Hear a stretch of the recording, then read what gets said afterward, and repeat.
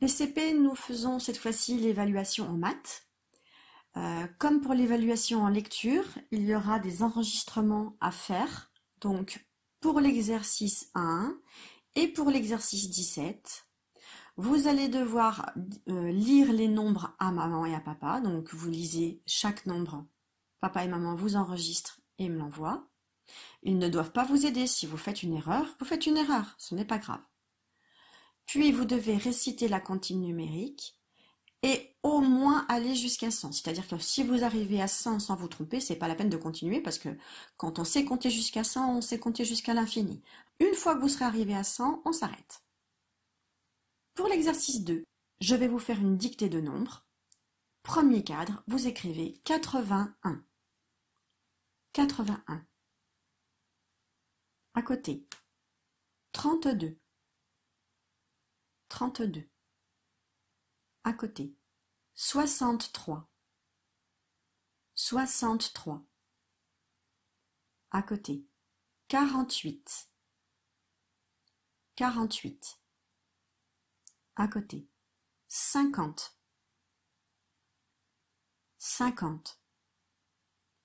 À côté, 15. 15. Et le dernier, 97. 97. Nous passons à l'exercice 3. Il s'agit de lire les mots et d'écrire ensuite le nombre en chiffres. On fait le premier ensemble. Je lis 4, 23. 83. 83, c'est un 8 et un 3.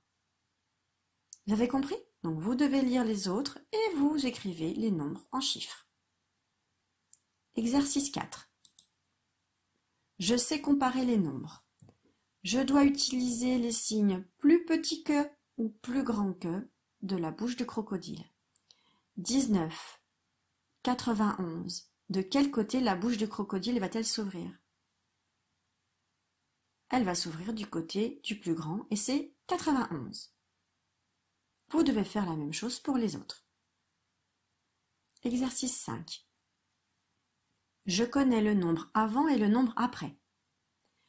Pour faire le premier, je me suis servi de la comptine que j'ai dans ma tête. Je sais que j'ai 69, puis après j'ai 70, puis après j'ai 71, etc. Donc dans ma tête, j'ai cette comptine, je la connais. Et je dois trouver le nombre qui est avant et après 73. 73, il est là. Qu'est-ce qui est avant 73? C'est 72. Qu'est-ce qui est après 73? C'est 74.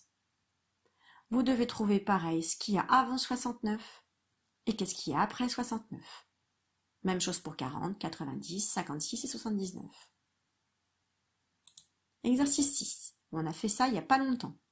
Nous devons ranger tous ces nombres du plus petit au plus grand.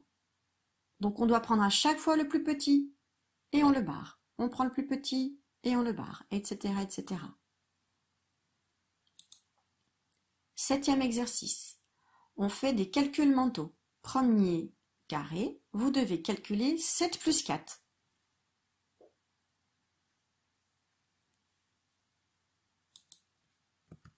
Deuxième, 9 plus 2.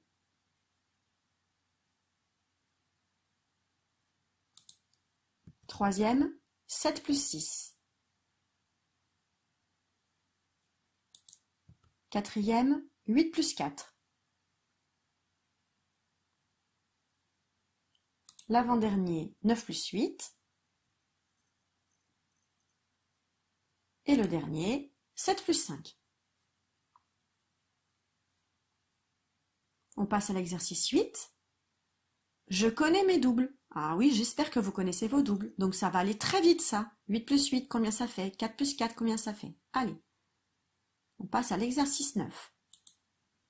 Une addition naturelle toute simple. Il y a des zéros. Donc quand il y a un zéro, c'est facile. On a 2 dizaines. On doit ajouter 3 dizaines. Du coup, ça fait 5 dizaines et 7 jetons. Vous devez me faire les 4 additions naturelles qui sont toutes simples. On fait l'addition naturelle complexe. Donc, je rappelle que on garde le 28. On décompose le deuxième, 30 plus 4. Puis on fait une accolade au-dessus.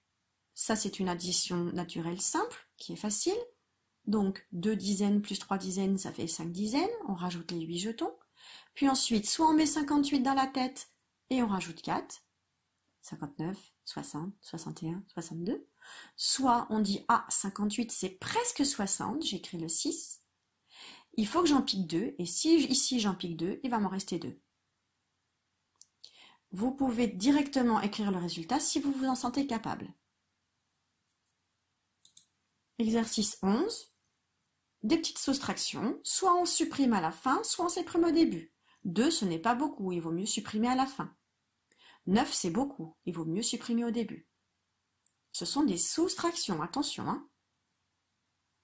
On continue avec l'exercice 12. Vous devez dessiner avec le moins de pièces et de billets possible 67 € et 94 €. Ici, j'ai mis de ce côté tout ce qu'il fallait pour faire les dizaines. Et ici, j'ai mis tout ce qu'il fallait pour faire les unités. Donc pour faire 6 dizaines, on va prendre ce qu'il y a ici. Pour faire 7 unités, on va prendre ce qu'il y a ici. Exercice 13. Vous avez 3 additions en colonne. J'ai déjà posé les 2 premières additions. Je vous demande ensuite pour la dernière de me mettre les numéros au bon endroit. Ici, j'ai 28 plus 14. Si je dois écrire 28, je vais écrire 2 dans la colonne des dizaines, 8 dans la colonne des unités. 14, 1 dans la colonne des dizaines, 4 dans la colonne des unités. Je commence par compter les jetons. 8 plus 4. 8 pour aller à 10, il m'en manque 2, donc ça va faire 10, et il faut que j'en rajoute 2, ça va faire 12. 12, c'est une nouvelle boîte. Je n'oublie pas de l'entourer. 12, c'est un 1 et un 2. Et maintenant, je compte toutes les dizaines. 1, plus 2, 3, plus 1, 4. Donc, 28 plus 14, ça fait 42. Un petit travail sur les heures. Donc c'est facile, je n'ai pas mis d'heure et demie. Ce sont toutes des heures pile. Vous devez juste indiquer quelle heure il est. Alors là, j'ai mis un exemple. Ici, il est 8 heures, donc j'écris 8 heures. Alors ça, ultra facile. Je lis le problème, vous pourrez le relire, mais j'ai déjà écrit la réponse. Il manque plus que le nombre d'objets, donc c'est facile. Il y a 4 paquets de gâteaux sur la table. Il y a 4 paquets de gâteaux sur la table. Dans chaque paquet, il y a 5 gâteaux. Donc il y a 4 paquets et dans chaque paquet, il y a 5 gâteaux. Question: combien de gâteaux y a-t-il en tout? Réponse: il y a gâteaux en tout sur la table. Vous n'avez plus qu'à éventuellement faire les dessins des paquets de gâteaux si cela vous aide, ou si vous savez déjà la réponse, vous l'écrivez. Je préfère que ce soit juste, Donc si vous avez besoin de faire un dessin, faites un dessin. Je préfère qu'il y ait un dessin et que ce soit juste plutôt que pas de dessin et que ce soit faux. Enfin, le dernier exercice, c'est l'exercice 16. Vous utilisez la règle graduée de Pic-Bille. Vous mesurez combien fait ce trait et vous écrivez centimètres. Vous vous rappelez qu'il faut écrire un C et un M pour faire centimètres. Pour l'exercice 17, je l'ai expliqué au tout début, c'est savoir compter le plus loin possible et jusqu'à 100, ce serait parfait. Donc il faudra m'envoyer l'enregistrement sonore. Si vous ne savez pas compter jusqu'à 100, je vous conseille de travailler pendant tout l'été pour qu'à la rentrée en CE1, vous sachiez compter parfaitement jusqu'à 100. Nous avons terminé.